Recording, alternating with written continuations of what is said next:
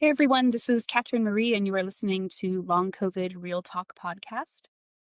I have been taking a little break for the last few weeks. We had a vacation, and frankly, I didn't really have much good content to share. So I kind of just felt like instead of just rehashing things or complaining about being sick or whatever, that I would just leave what I already had out there. But good news, I do have more content to discuss. I just got off the phone with my therapist and I took a lot of notes. So I'm going to share these with you because I am certain that I'm not the only one going through this. Being vulnerable or allowing myself to be vulnerable in this way, I think helps people very deeply. And it helps me too because it helps me process things. So, um, today I wanted to talk about the hardest place to be when you have long COVID, and that is the beginning of getting better. I know you're thinking like, are you serious? We're supposed to want to get better. Like, why would it be a hard place? Well, um, the reason why it's hard for me and other people, I imagine, is because as soon as you start to feel like you're getting better, you immediately want to just jump back into your old life, to just start doing more, go right back to work, like everything, like full throttle. you know, you start feeling like, oh no, because you're having this anticipatory anxiety, because you're thinking, okay, I already set up my disability retirement. Am I going to need to rescind that now? Or like my loans are in forbearance because I'm sick, or something. Should I get them out of forbearance right away? It's all driven by worry. And the thing that has been just really stressful and hard is I'm just worried that people will think I am either dishonest about how I'm feeling or that I'm lazy. Those are two really big fears that I have. So I kind of went through this with my therapist, and she was talking about being driven by worry versus being driven by desire, and like thinking about what I desire. Do I want to work? Like, if I do get better, do I want to work part time as a psych NP? Or, you know, what do I want to do? How do I want to do this? For me, that is probably not what I'm going to do. Like just working, like just getting out of workers' comp and out of retirement and just working part time, I would get a lot less income because of being part time. And that would put my family in a situation that is financially not super strong because I live in a place where it's super expensive to live. So while I would like to be working, well, not right now, but in the future when I feel like I don't have to take naps all the time and whatever. Just right now, my brain feels like it's working well because I drink coffee and I had my morning medication with Adderall, Wellbutrin for my ADHD and depression. So my brain is working really, really well right now. So I wanted to do a episode while I'm very coherent. Anyway, but the stability of my family is the most important thing to me right now, more so than what I would like to be doing. If money were no object, it would be different. Actually, it might not be different because I like being present to my daughter, and everything that I'm doing, like me being sick, has a profound effect on my family and has been for the last 3+ years. It's had a huge impact on my family. And I'm sure if you have long COVID or a chronic illness, you also have been severely affected by how much it affects your life and the life of those you love. So then I was like, okay, so I'm thinking about like the stability of my family. That's what's most important to me right now.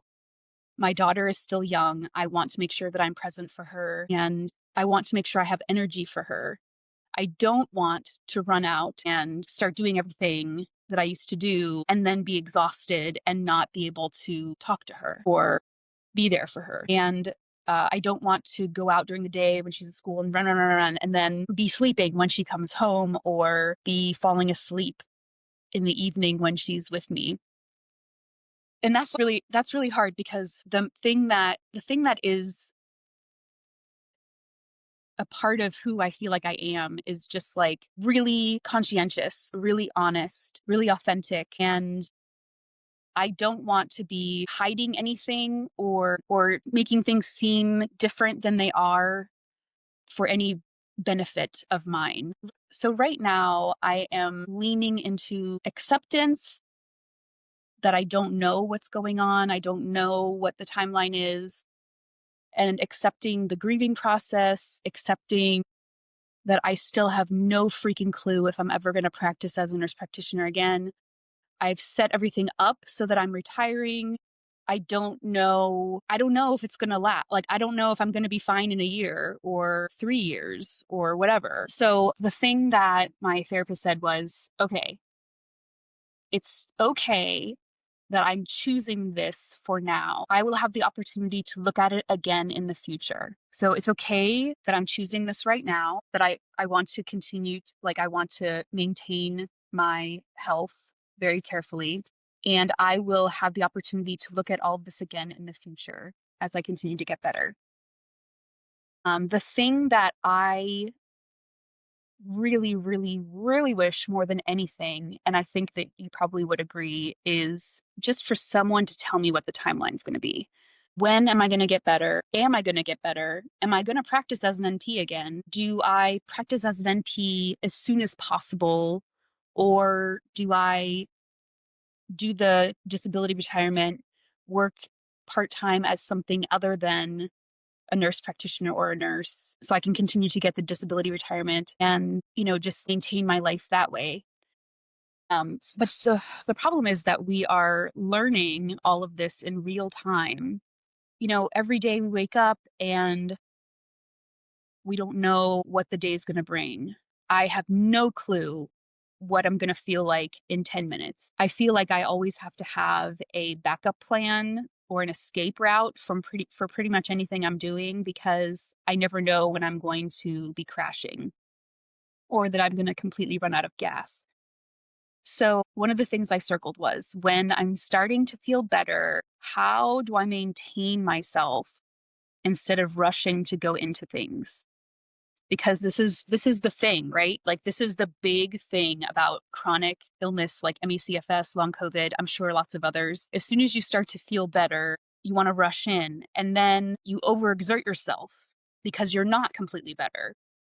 You just think you are because you want to be better so much. And you exert yourself and then you get post-exertional malaise and then you have a flare. Or you don't get post-exertional malaise and then you do more, because you're like, oh, sweet, I got away with doing that. Let me try it a little more. But at some point, you hit the wall, even though the inside of me wants to just not be lazy and work really hard. And so much of my self worth is still attached to my productivity. I hate to admit that, but it's so true. So, anyway, one of the things that my therapist said was it's okay to get data in real time. And it's okay to not know what it will look like in a few weeks. So when I had a second opinion for workers' comp, and the doctor said, you should not be working, but you might be able to in 16 weeks. And that's what she wrote in her very lengthy report. Workers' comp is now like, oh, so they're talking to my doctor to see what they think. You know, I don't know. Like, this is all stuff that I'm glad I have a lawyer because I don't know how to play these things, like I don't know how to be strategic. The system is very broken, as we all know, and I'm just afraid that I'm not going to be able to take care of my family. That's my biggest worry. So those are the two big things. I guess the one worry is that my productivity is my worth. And then my other worry is that I will not be able to take care of my family. So anyway, so going back to what I said, okay to get data in real time, and it's okay to not know what it will look like in a few weeks. Maintain baseline permission to prioritize and take care of myself. So today, I was having a good day. I realized a couple days ago that since I started the GLP-1 agonist, the weight has come off very slowly, but I'm so grateful for all of the little improvements that I've been noticing. First, it's just great to not have to carry around as much weight. I think I've lost maybe 25 pounds in the last 3 months. And I mean, that's nothing to sneeze at, or like stick my nose up at. Like, I'm really glad. And that's 25 pounds I don't have to carry around when I'm trying to play with my daughter or whatever.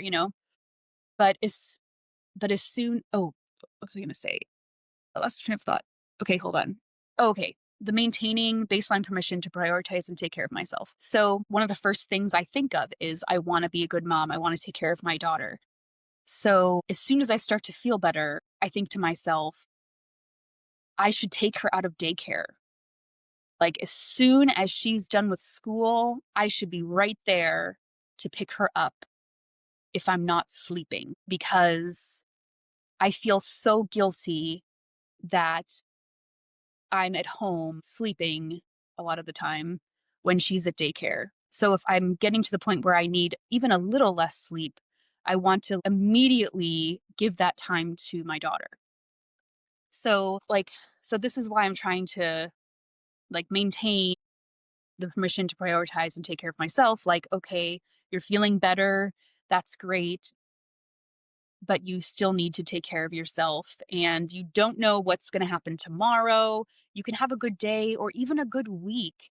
I don't know if I would say that gradually I've been getting slightly better bit by bit by bit for the time I've been on the GLP-1 agonist. So, but oh, one thing I wanted to mention as a side note, I noticed a couple nights ago, I got up to go to the bathroom in the middle of the night, and I got really dizzy, just like, whoa, trying to hold onto the wall and stuff like that.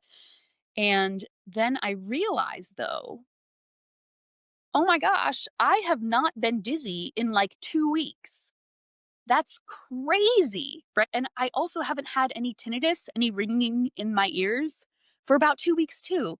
And I stopped the cold showers just because they were really hard. I still try to do them at the end of my showers, but I'm not as religious about it as I was, where I have to just really grit my teeth and be like, okay, you're doing this for your family, and then turning the water on and then making it go really cold at the end. So the fact that that even without the cold showers, my neuro symptoms are improving makes me feel so hopeful.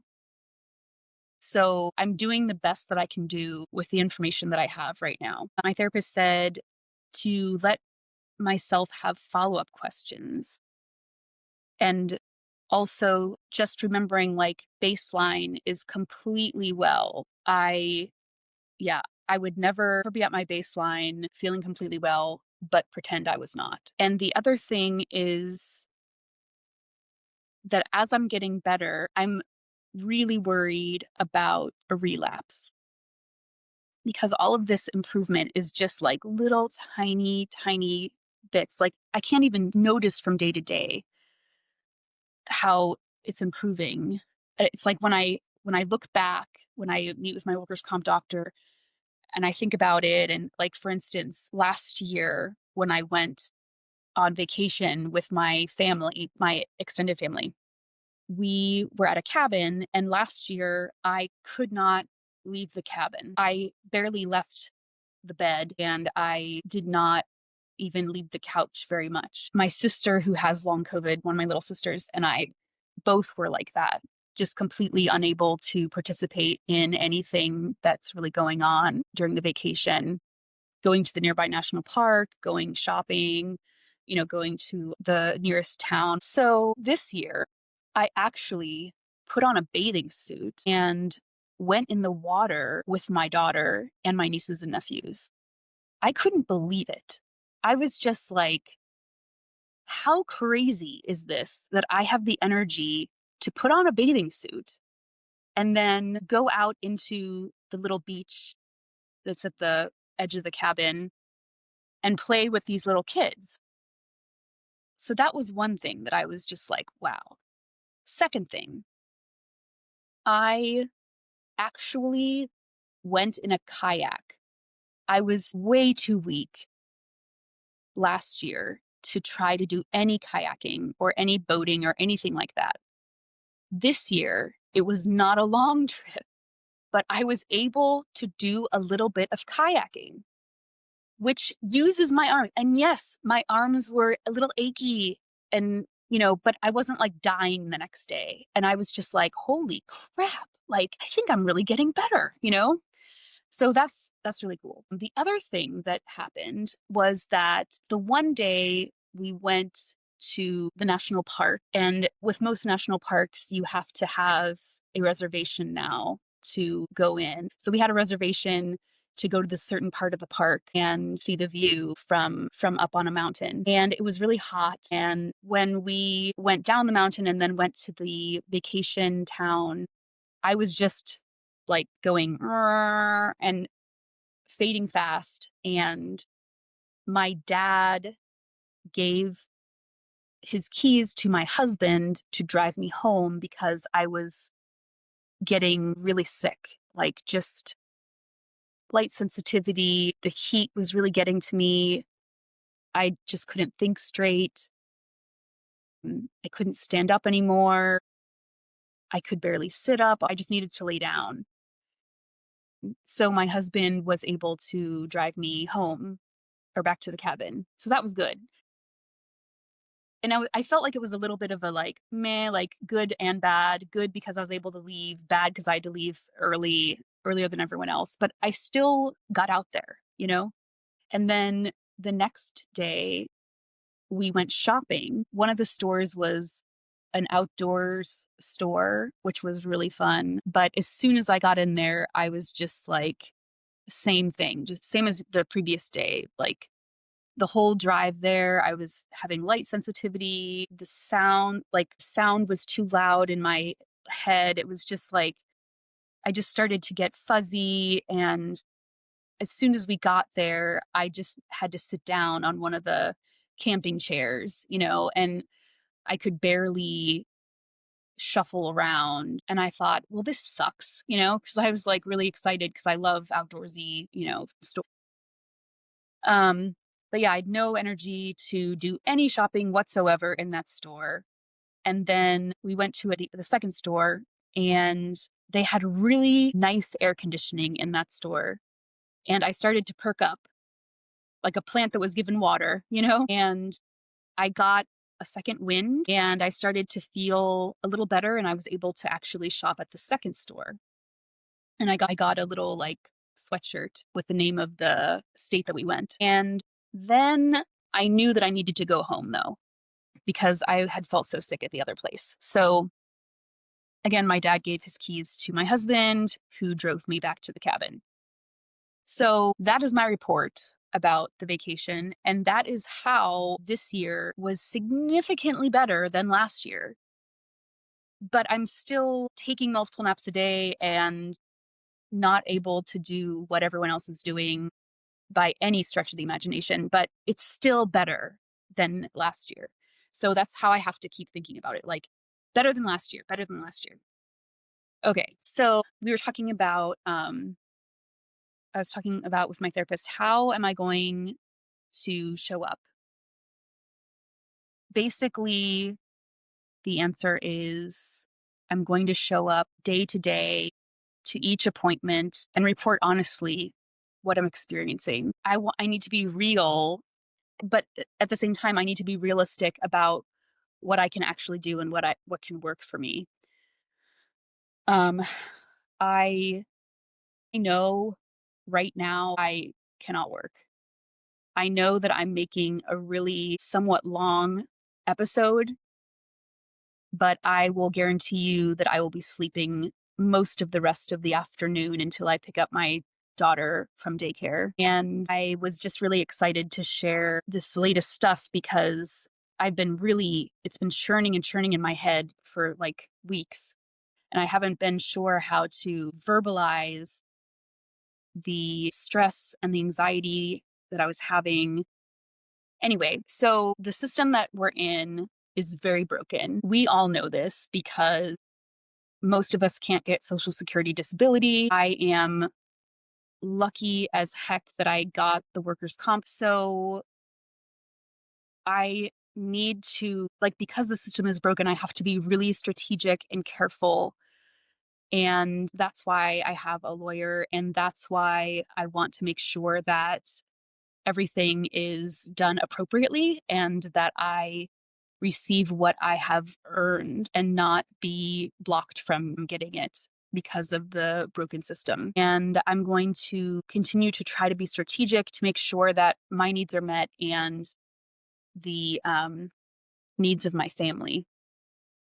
And then the last little point that my therapist was talking about was flexible thinking. I typically am a very concrete thinker. I like black and white. I like right and wrong. It's so much easier in my head than all the gray stuff. So I'm intentionally choosing a less safe option of like not really knowing what is going to happen. And it's okay to let flexible thinking come in a little bit. I don't have to be concrete about how I'm thinking. And if I just allow flexibility with thinking to come into my head, it helps me feel like I can breathe a little bit, that I'm going to be fine no matter what happens. You know, I mean, we don't know what's going to happen tomorrow or even in the next 10 minutes. It's just like if we lost sleep about everything we didn't know, like we wouldn't be here, right? Because we've all been through so much of uncertainty. So anyway, she was saying I intentionally choose a less safe option. It's okay to think flexibly. Flexibly, is that even a word? And to let that in a little bit to how I'm thinking. So thank you for listening. Please tell me what you have been doing or thinking or just how things have been going with you. Love hearing back from people. If you want to tell your story on the podcast, please reach out. The email is longcovidrealtalk@gmail.com. My name is Katherine Marie. I'm an adult gerontology acute care nurse practitioner and a psychiatric mental health nurse practitioner. I'm also a licensed social worker in the state of Ohio, and I'm an NP in Ohio and California. And if you really liked the stuff from my therapist, I'm happy to connect you if you would like. She's licensed in California, so you'd need to be in the state of California, but I'm happy to pass that along. She's been really helpful this entire time with dealing with the anxiety and the brain fog and all of the uncertainty and just trying to help me not be so hard on myself and to not be constantly pushing myself as far as I possibly can go at every moment of every day, or else I'm being lazy. Like she's been trying to help me with that. And I really, really appreciate it. If you can, please do a review or comment on the episode. Thank you for listening. It means so much. And please let me know how you're doing because that makes my day. Okay, that's it for now. Thanks for listening. We'll talk again real soon. Take care.